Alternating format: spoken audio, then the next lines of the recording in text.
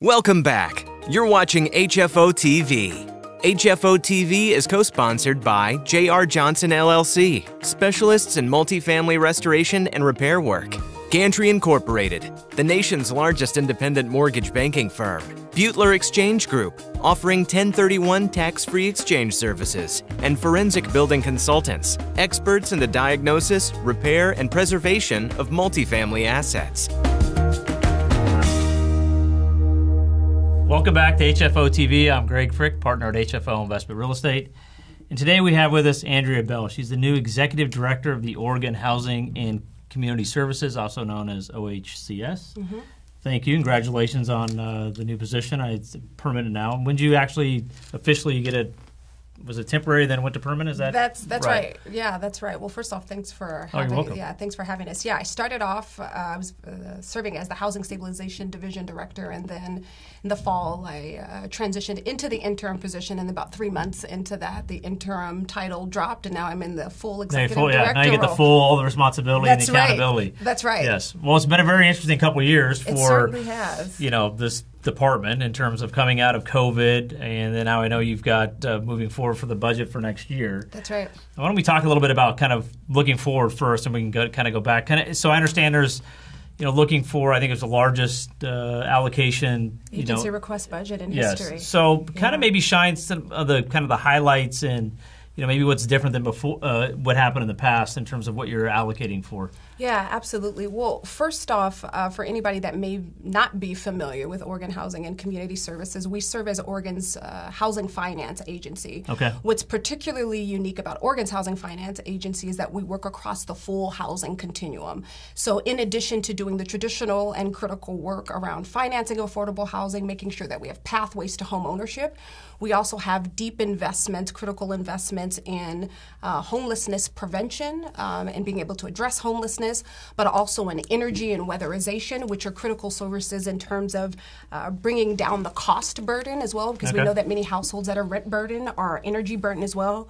And then over the last year, we've also expanded our work into disaster recovery and resiliency due to the wildfire impacts that have been plaguing so many of our Oregon communities. Now, is that typically kind of a wider swath than maybe in other states how they do it? That is. So most of the housing finance agencies across the nation sort of focus on, again, critical but typical sort of bread and butter work around financing of affordable housing, preservation work. Okay. I think what's been really interesting for us is our evolution over the last few years was both very intentional around sort of where we need to be of service to community, and so much of that was really driven by community conversations, but then also looking at the trends around lack of affordable housing, knowing that the pathways to home ownership for many communities have looked bleak, but then also recognizing that our collective humanity here in Oregon really requires more of our housing finance agency, and so that is what we're continuing to grow into. Okay, so it's kind of evolving in terms of what's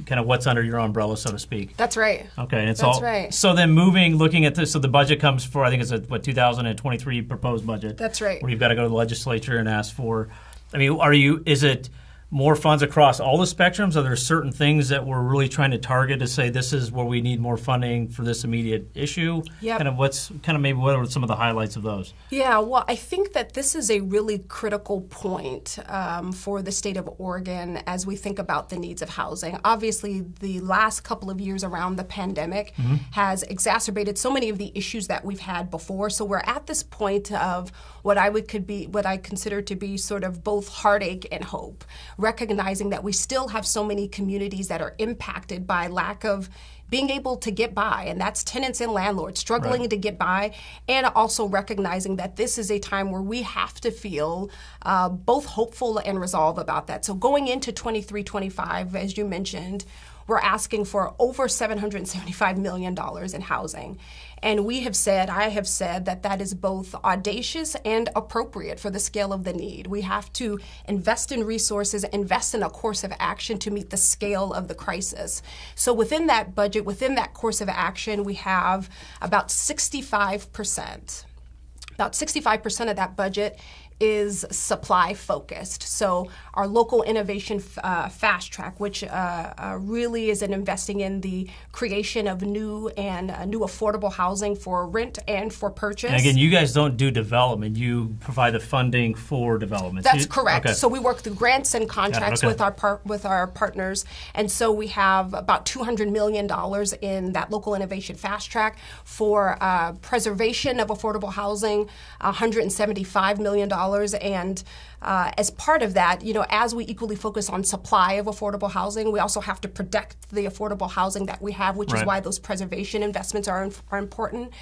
The other piece of evolution that I think so many of our partners and people across the state will start to see us sort of shift into are place-based initiatives too. So recognizing that when we increase supply of affordable housing, when we create pathways to home ownership, that creates an economic benefit to our community. Mm-hmm. So what you'll also see within that budget is $75 million for permanent supportive housing, which is coupled of affordable housing, rental assistance, and critical services. Okay. So when we think about our homelessness crisis, this is one of the ways that we are moving towards solutions that are both humane, that are data-driven. More wraparound services. That's right. Okay. That is absolutely. So okay. You'll see that course of action and that full kind of housing continuum reflected in our budget for 23-25. So I know it's kind of front and center on the election with homelessness and public safety. And you hear a lot here. We've talked to various people about housing first versus the shelter model. I mean, how do you reconcile that? Or is it one size fits all? Kind of what's your thought now as the director on where the state should go, or how do you? What are some of the solutions you think for that? Well, certainly, I think. There is a great deal of care and concern for our communities, but I think particularly around the experience of homelessness and the experience of unsheltered homelessness. Mm-hmm. When people drive by their communities and see that, we should not be desensitized to that. We should not be desensitized by that reality. And also recognizing that we haven't built enough affordable housing for so many years. So when you talk about housing first doesn't mean housing only. So as we pursue solutions that increase sort of sticks and bricks access, we also need to make sure that we have the right appropriate services that are individualized and recognize that there are no short-term ways out of this. We need both short-term, medium, and long-term solutions. And all of those, Greg, have to be centered on, again, solutions that are based in humanity, that are based in data-driven solutions, and that are community-led and community-driven. I mean, at the end of the day, we exist to serve the people of Oregon, and we have to do that in concert with our partners at the state.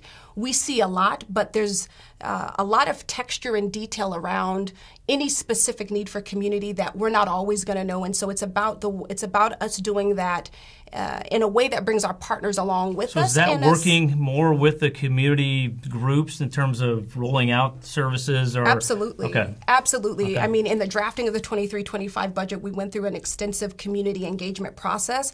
I think that can only continue to get better. As I think landlords have played, for us, a really critical role in providing constructive and specific feedback on things that we can do to really bring those investments, bring those solutions to scale in a way that is going to be representative of that collective need that people see in their communities. So now I know with the pandemic was kind of a, hopefully a once in a lifetime kind of deal we're dealing with. Yeah. And with the landlord assistance and tenant assistance, was there I think there's like a study to kind of look back and see how it worked. It kind of felt a little bit like we had OHCS here, and we had the community ones here, and it was like I don't want to say a battle for funds, but like who was controlling it. And is there a push to take more control, to have it more centralized, or is it more we want to get it out? I'm just curious, kind of because for our client base, there was like there was money in the pot, so to speak. We're waiting. It was delays in getting it out. Again, it was kind of a once-in-a-lifetime thing. But sure. I mean, are you recognizing that there was some breakdowns in that regard? Yeah, absolutely. I mean, I think you said it, which is, there's so much over the last couple of years. I don't think any of us can say that we learned nothing from the last couple of years. I think there's so much that we have learned as a state agency, as a government agency, on what it means to scale something of that size and of that magnitude with the lens of and through the prism of quickness and agility. I think that's one piece. I think another piece that has been a formative piece of our learning too is around what it takes to galvanize during a time of crisis when it requires us to be in partnership and constant community conversations with so many of our partners, such as landlords. I think landlords played a really critical role in the design and some of the really specific ways of that. But I think the other piece of it too is recognizing that there is such an experience of trauma that happens, not only for tenants, but for landlords that were struggling to get by. That is an experience of trauma when you don't know if you can pay your bills. That is a critical experience, I think, that we have to be able to take heed from as an agency. And I think to be able to go from a place of where, for the emergency rental assistance program, where we started that program a few months delayed than in comparison across the nation in May. And then to go from that to a place where we've administered over $400 million, where the program, by measurement of the National Low-Income Housing Correlation, Oregon's program has been #1.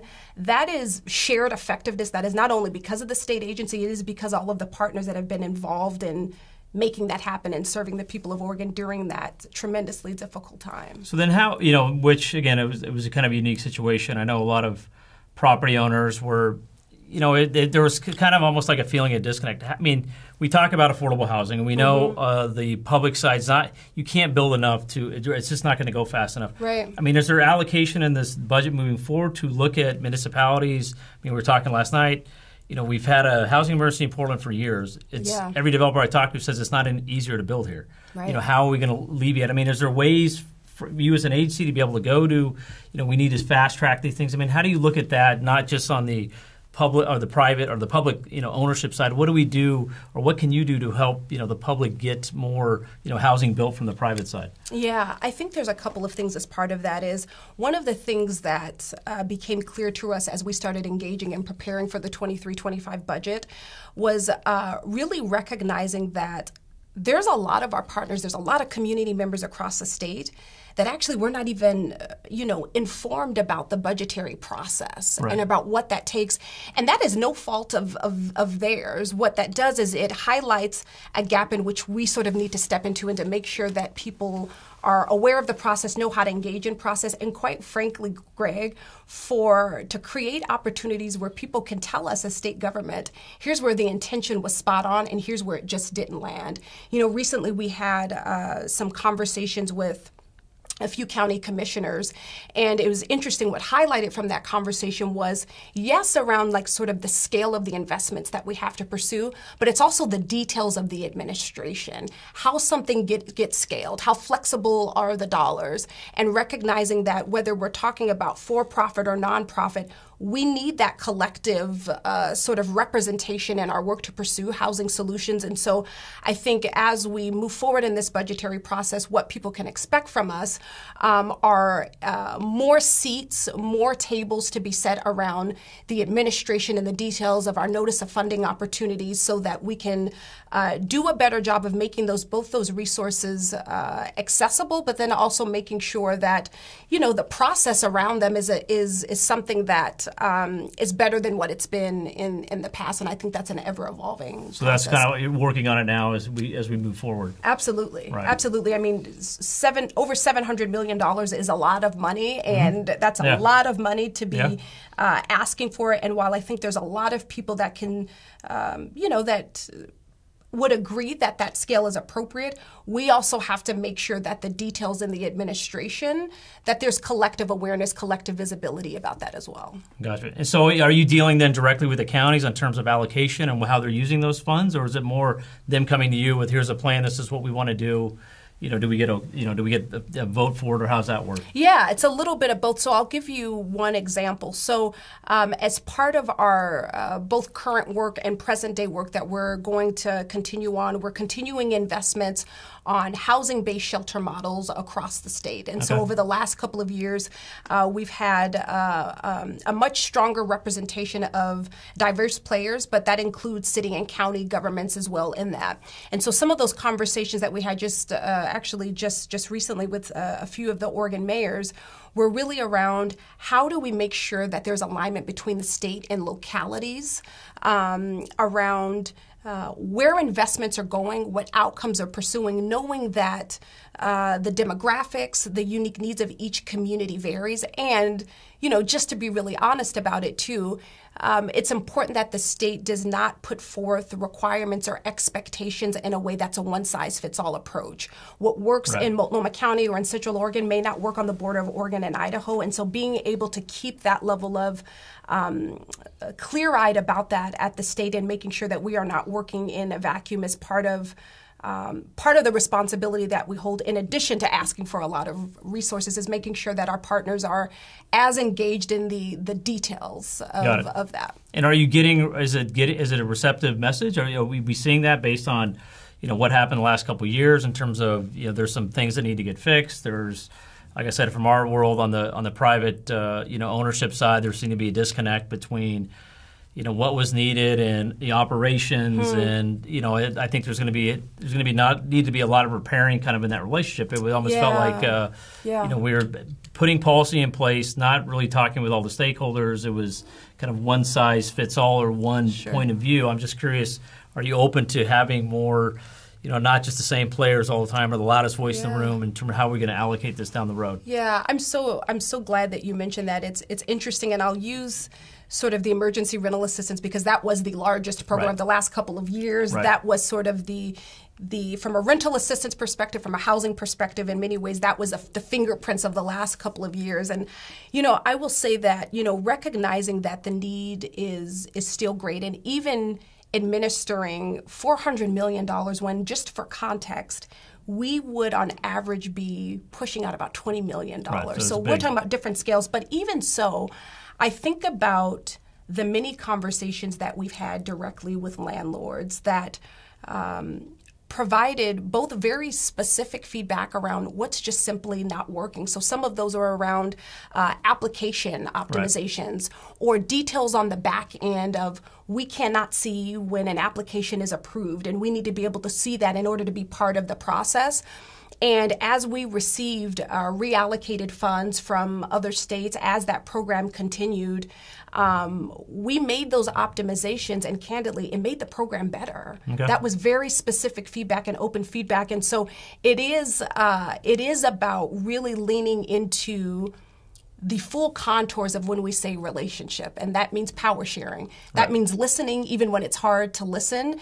And at the end of the day, there were so many stories, so many experiences, Greg, of tenants talking about landlords who helped them apply, landlords who helped them with repayment agreements, landlords who worked with them and held their hand through the process. Now, we don't hear about those stories in the press or anything, but I mean, they're out there. We're trying to get them out. But those stories are absolutely out there. Those stories are absolutely out there. And so it is, I think, part of our shared responsibility as we recount the last couple of years and what we've learned to also acknowledge and to uplift truth and transparency. And while we know and we fully acknowledge the challenges, we also know that there were a lot of landlords that played a pivotal and critical role, both in the administration of the program and feedback to us, but also showing deep care and support for their tenants. Those experiences are there, those stories are there because we've heard them. Oh, good. So in terms of affordable housing, and we've talked a lot about, community partners and building affordable housing, we're all, is there a strong push for like an expanded voucher system? Because we'll talk to a lot of people and say, owners can't set rent based on whatever they want. It's a market-driven thing. We've got supply and demand. Right. If we've constricted supply for so long, we've got this added demand because people want to live here. So that's going to push rents. Would a more bang for your dollar to look more at an expanded voucher system? Because my fear is, it came out today, the CPI, there's going to be this clamor about, rents could go 14%.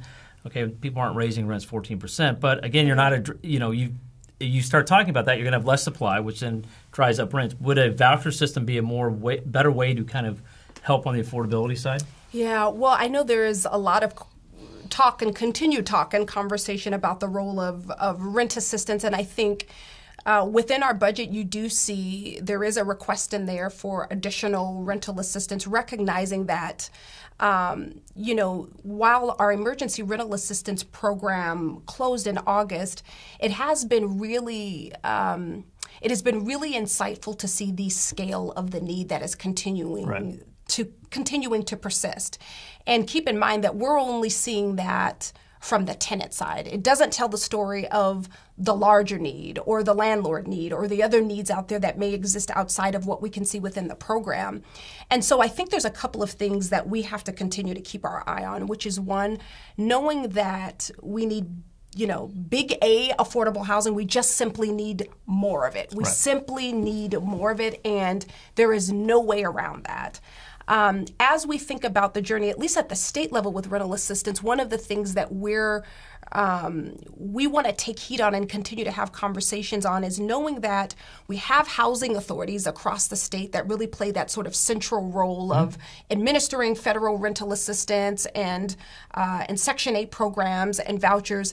I think one of the more recent conversations that we've had is really looking at our colleagues in other parts of the state, in other parts of the country, HFAs that have state-administered rental assistance, and looking at what are the pros and cons to that. What does that mean for the system? What are we trying to get out of it? And I think for us, as part of these conversations, it is there is a responsibility that we hold to make sure that when we're seeking to diagnose or assess or fix or fill in a gap, that we really scan our feelers out there to make sure that we understand what we're trying to solve for, what that means for the system, and also trying to understand that with its full complexity from a landlord side, from a tenant side, and understanding that there are deep economics to that too, and making sure that the state is playing a constructive and responsible role and making sure that if we're going towards an investment,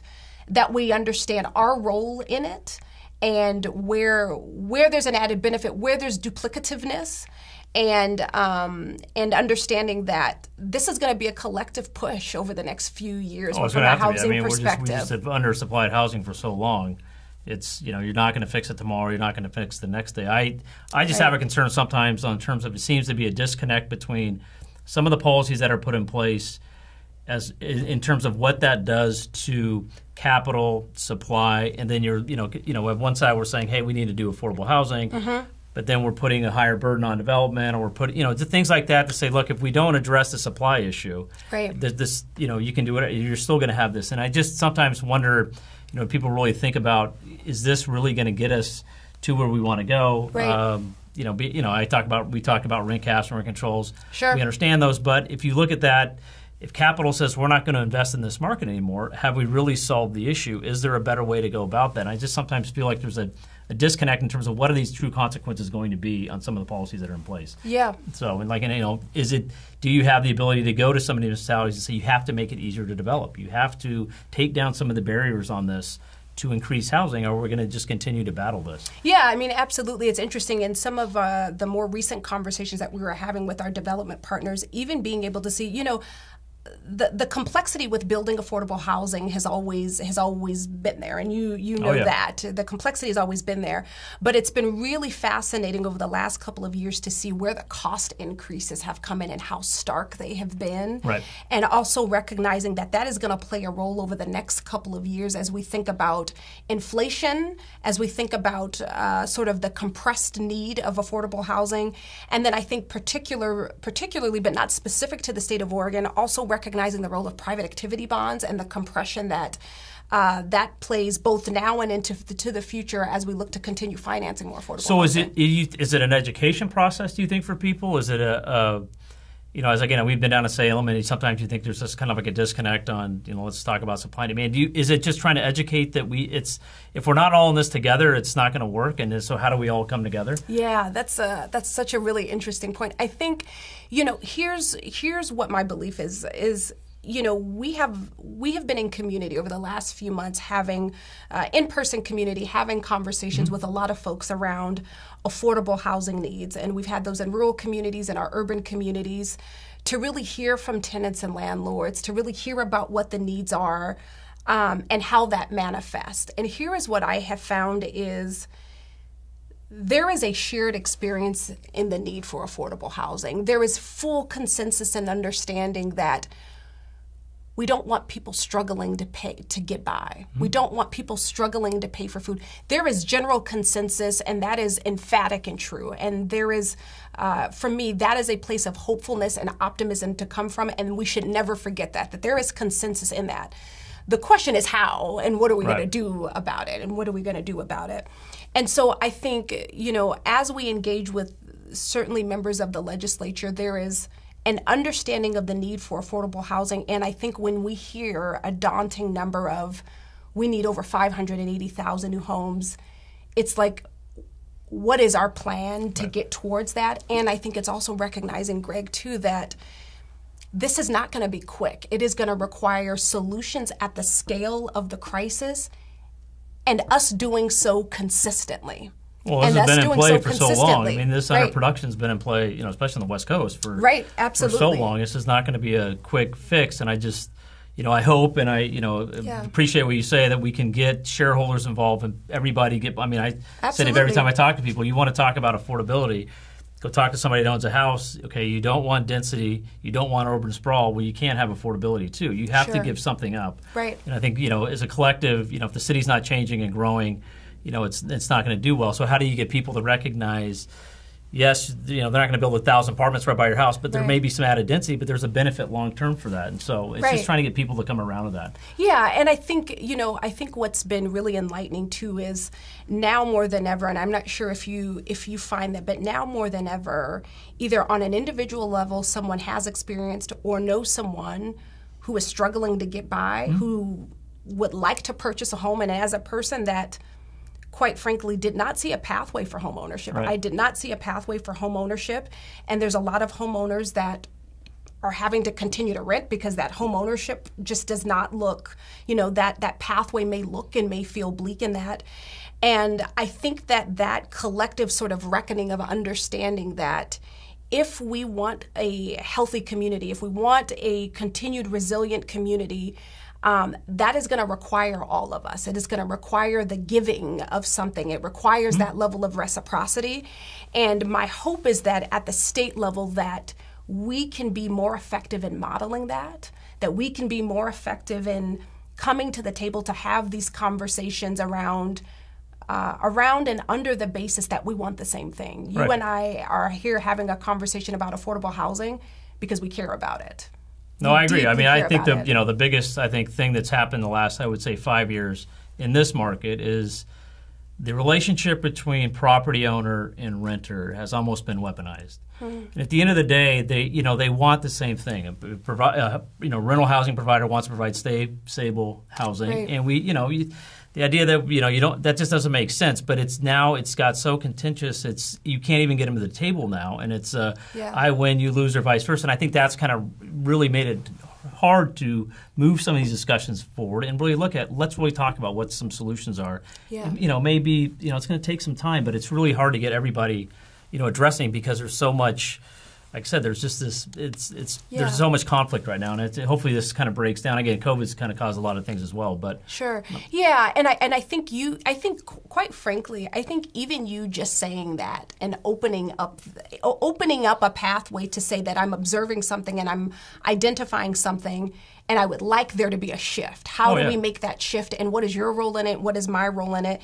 And I think what I feel excited about, and I truly feel this, is I think the state has a role in being able to model that convening. And again, this is under the basis of shared value that we care about our beloved communities, and people are struggling. Right.